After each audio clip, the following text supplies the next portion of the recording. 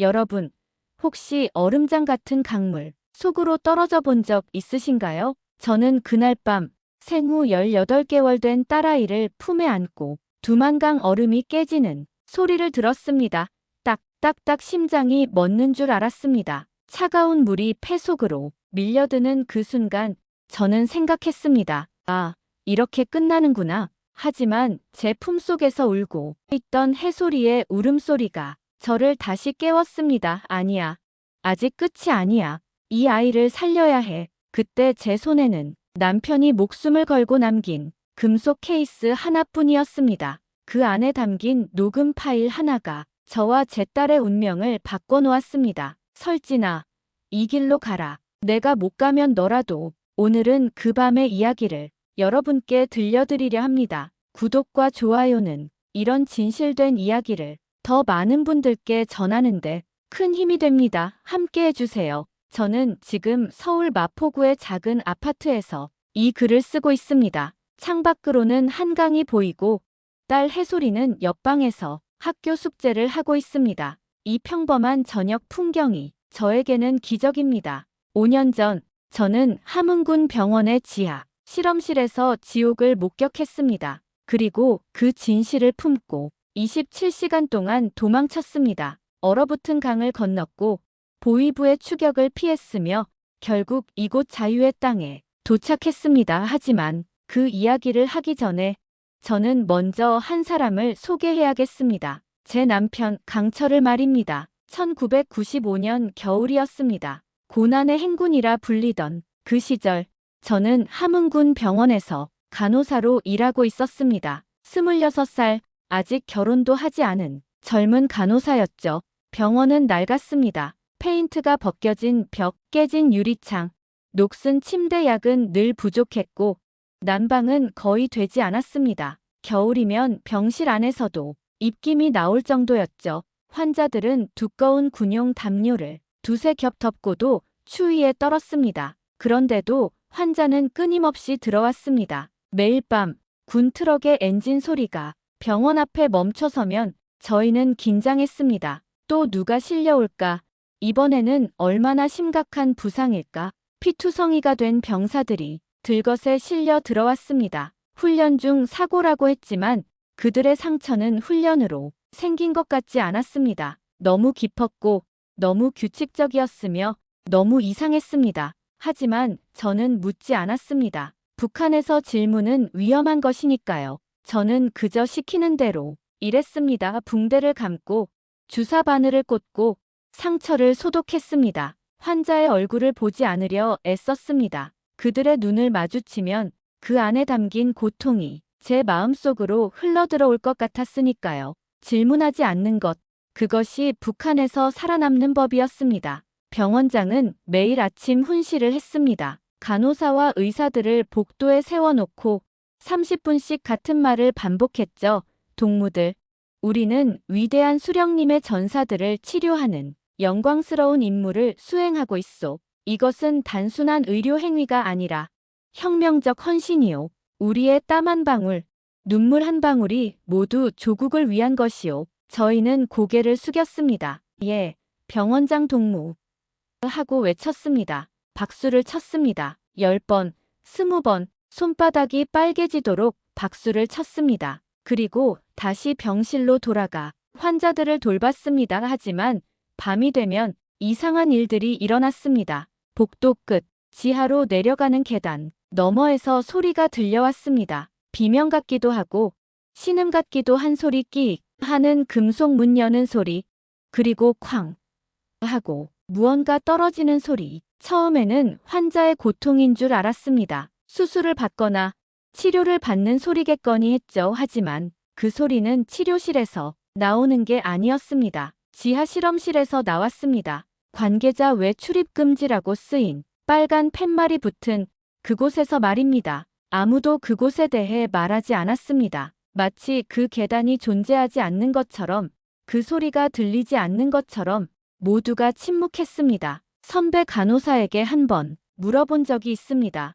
저기서 무슨 일이 있는 건가요? 그녀는 제 팔을 세게 잡으며 낮은 목소리로 말했습니다. 설진아, 묻지 마, 알고 싶지도 마. 그게 여기서 살아남는 법이야. 그녀의 눈빛에는 공포가 서려 있었습니다. 그날 이후 저도 묻지 않았습니다. 그렇게 3년이 흘렀습니다. 그리고 1998년 가을, 저는 한 사람을 만났습니다. 강철이었습니다. 그는 평양의학대학을 졸업하고 함흥군 병원에 배치된 군의관이었습니다. 29살, 키가 크고 어깨가 넓은 사람이었죠. 군의관 제복을 입고 있었지만 어딘가 군인 같지 않았습니다. 눈빛이 달랐습니다. 다른 의사들은 환자를 볼 때 마치 고장난 기계를 보듯 했습니다. 차갑고 기계적이고 감정 없는 눈빛. 증상이 뭔가 약은 이거 처방 다음 그게 전부였습니다. 하지만 강철은 달랐습니다. 그는 환자의 눈을 들여다봤습니다. 손을 잡아주기도 했습니다. 조금만 참아요. 금방 나을 겁니다 하고 따뜻하게 속삭였습니다. 환자들은 그를 좋아했습니다. 그가 회진을 돌 때면 병사들의 얼굴에 희망이 피어올랐죠. 강 군의관님이 오셨다. 저도 그를 존경했습니다. 아니, 처음에는 존경이었습니다. 하지만 시간이 지나면서 그 감정이 조금씩 변해갔습니다. 어느 날 저녁이었습니다. 저는 야간 당직을 서고 있었고 복도를 지나가는데 강철과 마주쳤습니다. 그는 환자 차트를 들고 있었고 저는 약품 카트를 밀고 있었습니다. 설진 동무. 그가 저를 불렀습니다. 예, 강 군의관 동무. 저는 멈춰서서 고개를 숙였습니다. 저기. 그가 주위를 둘러보더니 목소리를 낮췄습니다. 오늘 근무 끝나고 시간 있으십니까? 제 심장이 쿵 하고 한 번 크게 뛰었습니다. 북한에서 남자가 여자에게 근무 후 시간을 묻는다는 것은 특별한 의미였습니다. 데이트 신청이거나 아니면 매우 중요한 이야기가 있다는 뜻이었죠. 시간 있습니다. 제 목소리가 작게 떨렸습니다. 그럼 10시에 병원 뒤편 정원에서 만날 수 있을까요? 그의 목소리도 약간 떨리고 있었습니다. 네, 그러겠습니다. 그날 밤 10시, 저는 병원 뒤편의 작은 정원으로 갔습니다. 가을밤이라 바람이 차가웠습니다. 낙엽이 바람에 날려 발밑에서 바스락거렸습니다. 강철은 이미 와 있었습니다. 눈 덮인 벤치 위에 눈을 손으로 쓸어내고 있었죠. 여기 앉으시죠. 그가 벤치를 가리켰습니다. 저희는 나란히 앉았습니다. 한참 동안 아무도 말하지 않았습니다. 정원은 조용했습니다. 멀리서 개 짖는 소리, 바람에 나뭇가지 흔들리는 소리만 들렸습니다. 설진 동무는 그가 천천히 입을 열었습니다. 왜 간호사가 되셨습니까? 저는 그 질문을 예상하지 못했습니다. 잠시 생각했습니다. 사람을 돕고 싶어서요. 제가 대답했습니다. 사람을. 그가 그 단어를 천천히 되뇌었습니다. 우리가 정말 사람을 돕고 있는 걸까요? 저는 그를 똑바로 봤습니다. 가로등 불빛 아래서 그의 얼굴이 보였습니다. 그의 눈에는 깊은 의문이 담겨 있었습니다. 그 질문은 위험했습니다. 매우 위험한 질문이었습니다. 체제를 의심한다는 뜻이니까요. 무슨 말씀이세요? 제가 조심스럽게 물었습니다. 그는 고개를 저었습니다. 아닙니다. 그냥 요즘 생각이 많습니다. 우리가 하는 일이 정말 치료인지 아니면. 그가 말을 멈췄습니다. 아니면 뭔가요? 아닙니다. 죄송합니다. 이상한 말 했네요. 그가 쓴웃음을 지었습니다. 저희는 한동안 침묵했습니다. 눈이 조용히 내리기 시작했습니다. 하얀 눈송이가 저희 어깨 위에, 머리 위에 쌓였습니다. 그 침묵 속에서 저는 깨달았습니다. 이 사람도 저처럼 의문을 품고 있다는 것을, 이 사람도 이 체제에 대해 질문하고 있다는 것을 말입니다. 저도 가끔 생각해요. 제가 조심스럽게 말했습니다. 우리가 치료하는 환자들이 정말 우리의 치료가 필요한 사람들인지. 그가 저를 똑바로 봤습니다. 그의 눈빛이 변했습니다. 놀람과 안도와 그리고 어떤 연대감 같은 것이 그 눈빛에 담겨 있었습니다. 당신도. 그가 속삭였습니다. 저는 고개를 끄덕였습니다. 그날 밤 저희는 더 이상 많은 말을 하지 않았습니다. 하지만 말이 필요 없었습니다. 저희는 서로를 이해했습니다. 같은 의문을 품고 같은 두려움을 느끼고 같은 진실을 찾고 있는 사람들이었으니까요. 그날 이후 저희는 자주 만났습니다. 병원 일과가 끝나면 눈 덮인 정원에서 혹은 빈 병실에서, 혹은 병원 뒤편, 작은 창고에서 저희는 짧은 대화를 나눴습니다. 처음에는 환자 이야기였습니다. 3호 병실 박 병사. 오늘 상태가 좋아졌어요. 5호 병실 김 병사.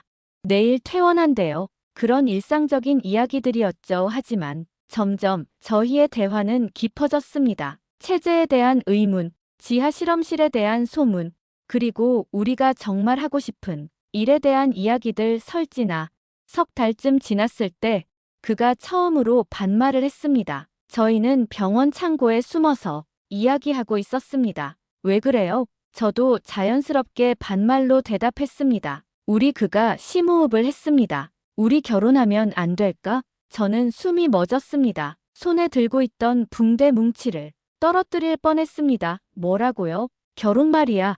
나랑 결혼해 줄 수 있어? 그가 제 손을 잡았습니다. 그의 손은 떨리고 있었습니다. 북한에서 결혼은 복잡한 일이었습니다. 사랑보다는 성분이 중요했습니다. 당의 승인이 필요했고 인민반장의 중매가 있어야 했습니다. 가문의 배경, 당원 여부, 직업, 모든 것이 조사되고 평가됐습니다. 하지만 강철은 그런 절차를 무시하고 저에게 직접 물었습니다. 저는 제 목소리가 떨렸습니다. 저는 좋아요. 하지만 승인은 내가 알아볼게. 우리 둘 다 성분이 나쁘지 않아. 나는 군의관이고 너는 간호사야. 문제 없을 거야. 그가 제 손을 꼭 쥐었습니다. 정말 저랑 결혼하고 싶어요? 저는 그의 눈을 똑바로 봤습니다. 응, 너랑 함께 살고 싶어. 이 어두운 세상에서 적어도 너와는 진실하게 살고 싶어. 그의 목소리에 간절함이 묻어났습니다. 그날 밤부터 저희는 연인이 되었습니다. 석 달 뒤인 1999년 1월, 저희는 인민반장 사무실에서 혼인신고를 했습니다. 결혼식이라고 할 것도 없었습니다. 인민반장 사무실의 낡은 책상 앞에 서서 혼인신고서에 도장을 찍는 게 전부였습니다. 화환도 없었고 하객도 거의 없었습니다. 인민반장과 병원장, 그리고 몇몇 동료들이 전부였죠. 축의금도 없었고 예식장도 없었고 신혼여행은 꿈도 꿀 수 없었습니다. 하지만 그날 밤 저희가 배정받은 15평짜리 아파트에 들어갔을 때 강철이 제 손을 잡고 말했습니다. 설진아, 난 널 지킬 거야. 무슨 일이 있어도. 그의 눈빛은 진지했습니다. 나도 당신을 지킬게요. 저도 그의 손을 꼭 잡았습니다. 저는 그 말의 의미를 그때는 몰랐습니다. 그 약속이 얼마나 무거운 것인지, 우리가 곧 어떤 선택을 해야 할지 저는 전혀 몰랐습니다. 결혼한 지 1년 뒤인 2000년 봄, 저는 아이를 낳았습니다. 딸이었습니다. 작고 예쁜 딸. 저희는 아이의 이름을 해솔이라고 지었습니다. 해처럼 따뜻하고 소나무처럼 고든 아이로 자라라. 강철이 갓 태어난 아기를 품에 안으며 속삭였습니다. 아기는 작고 연약했습니다. 3.2kg밖에 안 되는 작은 생명 손가락이 제 새끼손가락만 했고 발가락은 더 작았습니다. 우리 딸, 참 예쁘다. 강철이 아기의 작은 손을 쓰다듬으며 말했습니다. 그의 눈에 눈물이 고였습니다. 왜 울어요? 제가 물었습니다. 이 아이가 자유롭게 자랄 수 있을까? 그가 떨리는 목소리로 말했습니다. 저는 그 말에 가슴이 철렁했습니다. 당신, 왜 그런 말을 해요? 미안해. 그냥 이 아이의 미래를 생각하면 두려워. 그가 아기를 더 꼭 안았습니다. 해솔이가 태어난 뒤 강철은 점점 더 말이 적어졌습니다. 밤마다 작은 책상 앞에 앉아 무언가를 적었습니다. 불켠 책상에 허리를 구부리고 작은 글씨로 뭔가를 쓰고 또 썼습니다. 뭐 써요? 제가 다가가서 물으면 그는 재빨리 종이를 덮었습니다. 아니야. 환자 기록이야. 그가 대답했지만 그의 손은 떨리고 있었습니다. 저는 알았습니다. 환자 기록은 병원에 보관하지 집에서 쓸 이유가 없다는 것을. 하지만 묻지 않았습니다. 그가 말할 준비가 되면 말해줄 거라고 믿었으니까요. 2000년 가을, 어느 날 밤이었습니다. 강철이 근무를 마치고 집에 돌아왔는데 얼굴이 창백했습니다. 아니, 창백한 정도가 아니었습니다. 파리했습니다. 마치 귀신을 본 사람처럼. 무슨 일 있어요? 저는 그에게 다가갔습니다. 그는 아무 말 없이 벽에 기대 섰습니다. 온몸이 떨리고 있었습니다. 당신, 어디 아파요? 어디 다쳤어요? 저는 그의 얼굴을 살폈습니다. 그는 고개를 저었습니다. 하지만 그의 손은 떨리고 있었습니다. 마치 방금 전까지 무언가 무거운 것을 들고 있었던 것처럼 설지나 그가 제 손을 잡았습니다. 그의 손은 차갑고 축축했습니다. 만약 내가 없어지면 무슨 소리예요? 저는 그의 입을 막으려 했습니다. 당신, 어디 가요? 왜 그런 무서운 말을 해요? 듣기만 해. 그가 제 손을 더 꼭 잡았습니다. 손에 힘이 들어가 아플 정도였습니다. 만약 내가 없어지면 천장 속을 봐. 거기 내가 알아야 할 게 있어. 당신, 대체 무슨 일이 있는 거예요? 제 목소리가 떨렸습니다. 지금은 말할 수 없어. 하지만 곧 알게 될 거야. 그가 저를 안았습니다. 꽉, 너무 꽉 안아서 숨이 막힐 정도였습니다. 그의 심장이 빠르게 뛰는 게 느껴졌습니다. 쿵쾅쿵쾅. 마치 폭발 직전의 시한폭탄처럼. 당신, 뭔가 위험한 일에 연루된 거예요? 제가 그의 귀에 속삭였습니다. 그는 대답하지 않았습니다. 그저 저를 더 꽉 안을 뿐이었습니다. 그날 밤, 저는 잠을 이룰 수 없었습니다. 옆에서 자고 있는 강철을 바라봤습니다. 그의 얼굴은 창백했고 식은땀이 이마에 맺혀 있었습니다. 잠결에도 그는 중얼거렸습니다. 안 돼, 안 돼. 저는 그의 손을 잡았습니다. 그의 손은 식어 있었습니다. 며칠 뒤 강철은 평소보다 일찍 출근했습니다. 오늘 특별 회의가 있대. 그가 군복을 입으며 말했습니다. 조심해서 가요. 저는 현관까지 따라 나갔습니다. 그가 신발을 신다가 멈춰 섰습니다. 그리고 천천히 돌아서서 저를 봤습니다. 설진아, 사랑해. 그의 목소리에 간절함이 담겨 있었습니다. 저는 웃으려 했습니다. 갑자기 왜 그래요? 민망하게 그냥 말하고 싶었어. 너무 오랫동안 말 안 한 것 같아서. 그가 제 볼을 쓰다듬었습니다. 너랑 해솔이 정말 많이 사랑해. 저도 사랑해요. 빨리 다녀와요. 저녁에 당신 좋아하는 된장찌개 끓여놓을게요. 그가 문을 열고 나갔습니다. 계단을 내려가는 발소리가 점점 멀어졌습니다. 저는 그것이 그와의 마지막 대화가 될 줄 몰랐습니다. 그날 저녁 강철은 돌아오지 않았습니다. 6시, 7시, 8시. 시간이 지나도 그는 오지 않았습니다. 저는 현관문 앞에 앉아 기다렸습니다. 해소리를 무릎에 안고 문만 바라봤습니다. 9시가 되었을 때 노크 소리가 들렸습니다. 강철이구나. 저는 벌떡 일어나 문을 열었습니다. 하지만 문 밖에 선 사람은 강철이 아니었습니다. 병원장이었습니다. 그 뒤에 인민반장이 서 있었습니다. 그들의 표정을 보는 순간 저는 알았습니다. 무언가 끔찍한 일이 일어났다는 것을. 무슨 일이세요? 제 목소리가 떨렸습니다. 병원장이 무거운 얼굴로 입을 열었습니다. 강철 동무가 군 임무 중 사고사 했소. 세상이 멈췄습니다. 귀에서 웅웅거리는 소리가 들렸습니다. 눈앞이 하얗게 변했습니다. 무슨 임무요? 그 사람은 의사예요. 군의관이에요. 제 목소리가 커졌습니다. 국가 기밀이요. 더 이상 묻지 마시오. 병원장의 목소리는 차가웠습니다. 시신은요? 장례식은요? 저한테 아무 연락도 없이 어떻게. 저는 병원장의 옷깃을 잡으려 했습니다. 인민반장이 제 팔을 붙잡았습니다. 동무, 진정하시오. 이건 당의 결정이요. 당의 결정이라니. 제 남편이에요. 제 아이의 아버지라고요. 저는 소리쳤습니다. 해소리가 제 품에서 울기 시작했습니다. 제 목소리에 놀란 것입니다. 병원장과 인민반장은 아무 말 없이 돌아섰습니다. 그들의 뒷모습이 계단 아래로 사라졌습니다. 저는 그 자리에 주저앉았습니다. 다리에 힘이 하나도 없었습니다. 해소리는 제 품에서 계속 울고 있었지만 저는 아이를 달랠 힘조차 없었습니다. 강철이 죽었다. 그 생각이 머릿속을 가득 채웠습니다. 하지만 실감이 나지 않았습니다.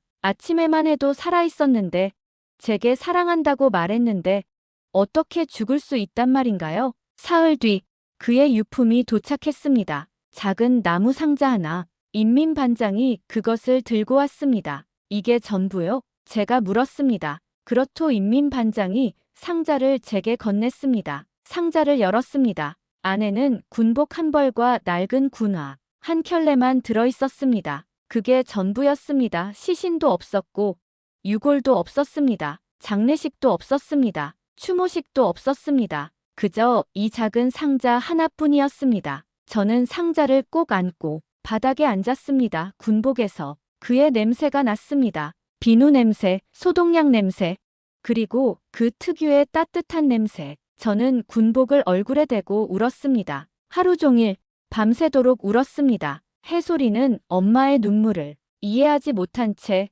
저를 올려다보며 방긋 웃었습니다. 아직 말도 제대로 못하는 아기였습니다. 아빠가 죽었다는 것을, 다시는 아빠를 볼 수 없다는 것을 이해할 리 없었죠. 그 웃음이 제 가슴을 찢었습니다. 이 아이는 앞으로 아빠 없이 자라야 합니다. 아빠의 얼굴도 목소리도 기억하지 못한 채 말입니다. 일주일이 지났습니다. 저는 여전히 슬픔 속에 빠져 있었지만 삶은 계속되어야 했습니다. 해솔이를 돌봐야 했고, 밥을 해야 했고, 병원에 복직해야 했습니다. 어느 날 밤, 저는 강철의 물건을 정리하기 시작했습니다. 더 이상 미룰 수 없었습니다. 그의 옷을 개고, 책을 정리하고, 서랍을 닦았습니다. 그때 책장 뒤에서 무언가가 떨어졌습니다. 똑 작은 소리였지만 조용한 방 안에서는 크게 들렸습니다. 저는 책장 뒤를 살펴봤습니다. 거기 작은 금속 케이스가 있었습니다. 먼지가 수북이 쌓여 있었습니다.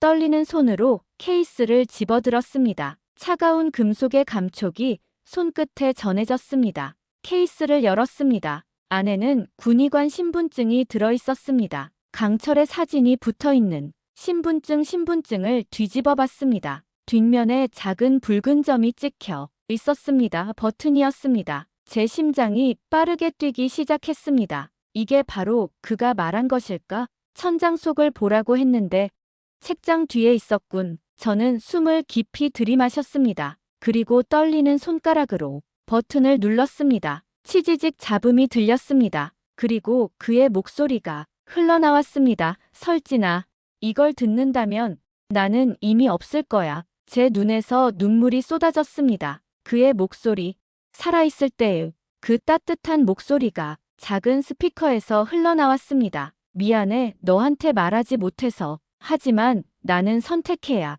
했어. 침묵할 것인가? 진실을 남길 것인가? 녹음은 계속됐습니다. 저는 케이스를 꼭 쥐고 바닥에 앉았습니다. 설진아, 내가 본 건 환자가 아니었어. 실험이었어. 제 온몸이 얼어붙었습니다. 지하 실험실에서 그들은 사람에게 병을 주입하고 반응을 관찰했어. 어떤 병원체가 가장 빨리 퍼지는지, 어떤 독소가 가장 치명적인지, 정치범들을 데려와서 그들에게 강제로 병원체를 주입하고 죽어가는 과정을 기록했어. 저는 입을 막았습니다. 구역질이 올라왔습니다. 나는 그 기록을 봤어. 수백 명의 이름이 적혀 있었어. 피험자 1호, 2호, 3호. 그들에겐 이름도 없었어. 그저 번호였어. 대부분은 정치범이었어. 제 이야기는 여기까지입니다. 들어주셔서 감사합니다. 제가 잘 살기를 바라신다면 구독, 좋아요 눌러주세요.